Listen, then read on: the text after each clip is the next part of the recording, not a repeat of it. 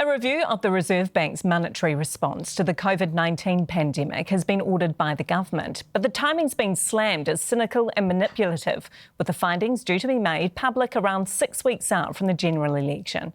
Political editor Maiki Sherman reports. It was a global pandemic which saw borders, businesses and entire cities locked down. At the centre was the government, but also the Reserve Bank. The purpose of the review is to learn from experience so that future shocks can be navigated in the best possible way.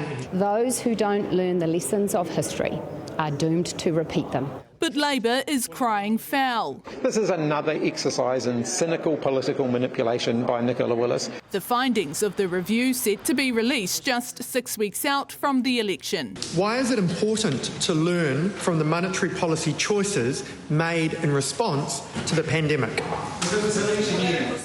Do you not accept that it is important to learn lessons, though?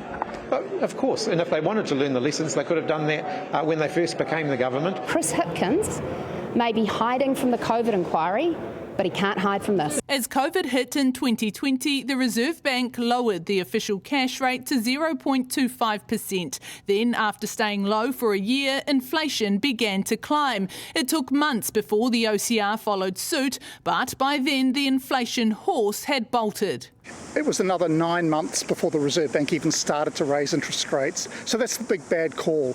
They totally misread what the state of the economy was going to mean for inflation. What you also had was Grant Robertson putting his foot on the accelerator, borrowing and spending up a storm at the same time as the Reserve Bank was printing money. But this former Reserve Bank economist says the roles are clear. It's the job of the Reserve Bank to take account of everything else that's going on in the economy.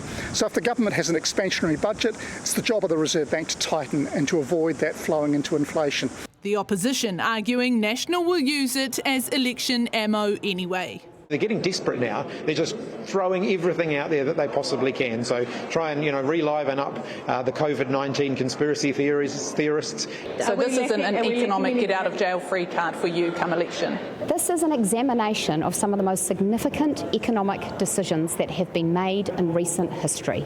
History dredged up as voters head to the ballot. Maiki Sherman, One News.